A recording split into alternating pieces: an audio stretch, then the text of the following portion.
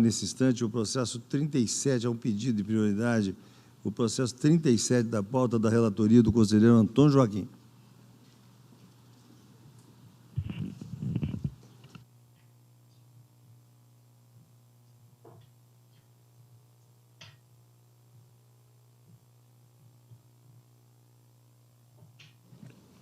Síntese do senhores conselheiros, síntese do relatório.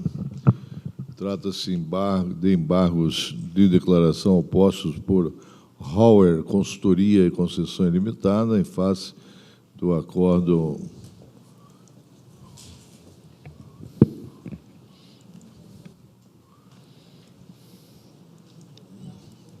tem uma,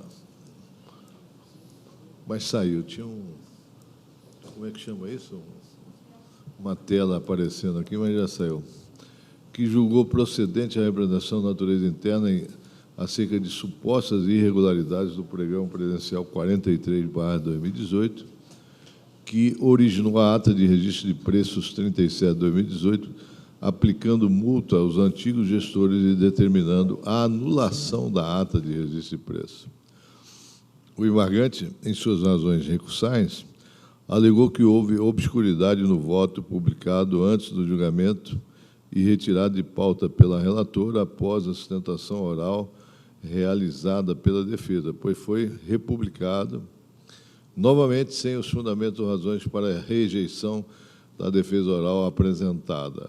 Omissão e contradição acerca de ausência de minuciosa análise da defesa quanto aos valores do serviço prestado pelas consultorias realizadas para os municípios de Mato Grosso e da comprovação de que os preços da empresa Hauer estavam abaixo dos praticados pelo mercado. O presente recurso foi conhecido, recebido com efeito suspensivo.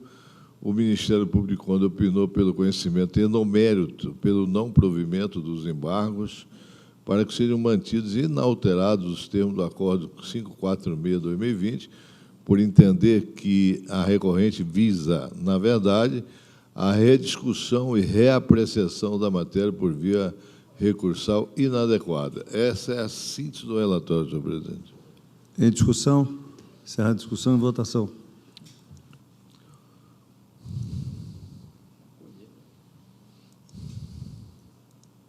Síntese do voto.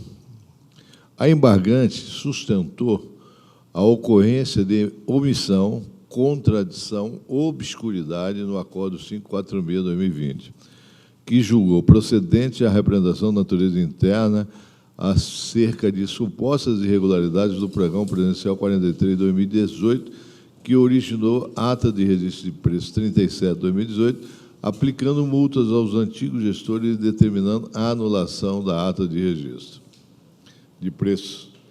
Em análise dos autos, não visualizei a ocorrência de cerceamento de defesa alegada pelo embargante, decorrente de possível obscuridade pela ausência de apreciação, fundamentação ou rejeição da sustentação oral apresentada ao plenário virtual, pois verifiquei em consulta a gravação da sessão de julgamento realizada no dia 24 de novembro de 2020 e disponível no site desse tribunal, que os argumentos apresentados em sede de sustentação oral não foram acolhidos de forma expressa pela então relatora, em que pese a ausência dessa informação no voto integral disponibilizado.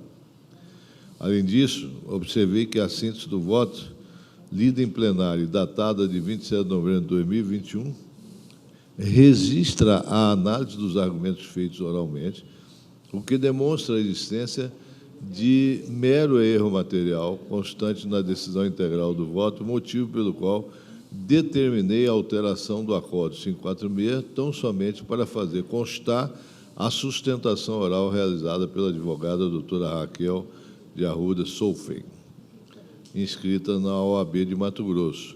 Da mesma forma, não vislumbrei irregularidade na inserção do voto em momento que antecede o julgamento, por trata-se de procedimento padrão no âmbito desse tribunal, e também por não representar a antecipação de julgamento ou a imutabilidade das decisões proferidas, visto que apenas os relatórios são previamente disponibilizados aos demais membros desta Corte para conhecimento da matéria a ser discutida. Igualmente, não constatei omissão na decisão recorrida quanto à apresentação da proposta de preço com valores abaixo do mercado pela empresa vencedora, ora recorrente, considerando que resta consignado no voto condutor, no item 22, que as licitações presenciais trazidas pela defesa não servem de parâmetro decisório, tendo em vista que não seriam compatíveis com o serviço prestado e se referirem a procedimentos licitatórios realizados no âmbito municipal. Além disso, está consignado que o embargante apresentou preços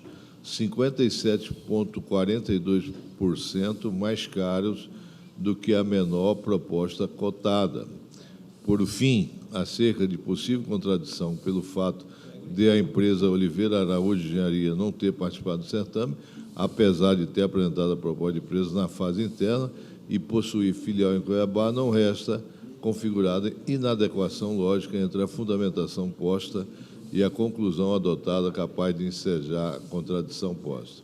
Isto posto, ou isto porque a interpretação diversa da almejada pela parte não induz a contradição no julgado, motivo pelo qual não cabe, em sede de embargos de declaração, a rediscussão da matéria decidida, como citado pelo ilustre procurador do Ministério Público, com o objetivo puro e simples de modificar a decisão em sua essência ou substância. Pelos argumentos expostos, acolho em parte o parecer ministerial e voto pelo conhecimento e, no mérito, pelo parcial provimento dos embargos declaratórios opostos pela empresa Hallware Consultoria e Concessão Limitada, apenas para fazer constar no acordo 546 a sustentação oral realizada pela senhora advogada Raquel Solfen. Essa é a síntese do voto, senhor presidente. Desculpe, mas os conselheiros que votam de acordo com o voto Senhor do presidente. Com a palavra, o conselheiro... Hã? Uma síntese ampliada, mas sim. é síntese. Com a palavra, o conselheiro Valdir Teis.